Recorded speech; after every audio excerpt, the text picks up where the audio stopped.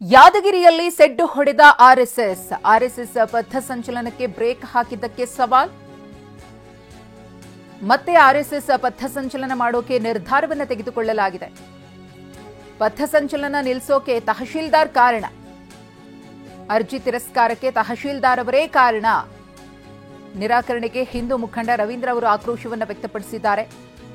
ಹಾಗಾಗಿ ಮತ್ತೊಂದು ದಿನಾಂಕವನ್ನು ನಿಗದಿ ಮಾಡಿ ಪಥಸಂಚಲನವನ್ನ ಮಾಡೋದಕ್ಕೆ ಅವರು ತೀರ್ಮಾನವನ್ನ ತೆಗೆದುಕೊಂಡಿದ್ದಾರೆ. ನಾವು ಖಂಡಿತವಾಗಿಯೂ ಪಥಸಂಚಲನ ಮಾಡೇ ತೀರ್ತೀವಿ ಅಂತ ಹೇಳಿ ರವೀಂದ್ರ ಅವರು ಮಾತನಾಡಿದ್ದಾರೆ. ಯಾದಗಿರಿ ಜಿಲ್ಲೆ ಗುರುಮಠಕಲ್ನಲ್ಲಿ ಇವತ್ತು ನಡಿಬೇಕಿದ್ದಂತಹ ಪಥಸಂಚಲನ, ಆದರೆ ಕಾರ್ಯಕ್ರಮಕ್ಕೆ ಅನುಮತಿಯನ್ನ ಜಿಲ್ಲಾಡಳಿತ ಕೊಟ್ಟಿರಲಿಲ್ಲ.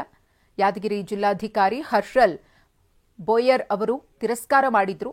3 ದಿನ ಮೊದಲೇ ಅರ್ಜಿಯನ್ನ ಸಲ್ಲಿಸಬೇಕು ಅನ್ನೋ ಕಾರಣವನ್ನ ಕೊಟ್ಟು ಅವರು ಅನುಮತಿಯನ್ನ ಕೊಟ್ಟಿರಲಿಲ್ಲ. ಆದರೆ ಮತ್ತೊಂದು ದಿನಾಂಕವನ್ನ ನಿಗದಿ ಮಾಡಿ ನಾವು ಪಥಸಂಚಲನ ಮಾಡೇ ತೀರ್ತೀವಿ ಎಂದಿದ್ದಾರೆ ರವೀಂದ್ರ.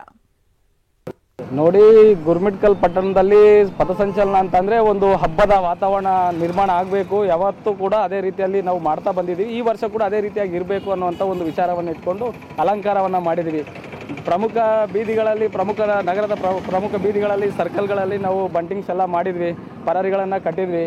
ಅದೇ ರೀತಿಯಾಗಿ ಈ ಗುರುಮಿಟ್ಕಲ್ದಾಗ ಇವತ್ತ ಒಂದು ಹೊಸ ಉತ್ಸಾಹವನ್ನು ಹಿಂದೂ ಕಾರ್ಯಕರ್ತರಲ್ಲಿ ತುಂಬಬೇಕು ಅನ್ನೋಂಥ ಉದ್ದೇಶವನ್ನು ಇಟ್ಕೊಂಡು ನಾವು ಇವತ್ತು ಪಥಸಂಚಲನ ಮಾಡಬೇಕು ಅಂದ್ಕೊಂಡಿದ್ದೀವಿ. ಆದರೆ ಕಾರಣಾಂತರಗಳಿಂದ ಇವತ್ತು ಮುಂದೂಡಿದೆ. ನೋಡಿ, ಗುರುಮಿಟ್ಕಲ್ ಪಟ್ಟಣದಲ್ಲಿ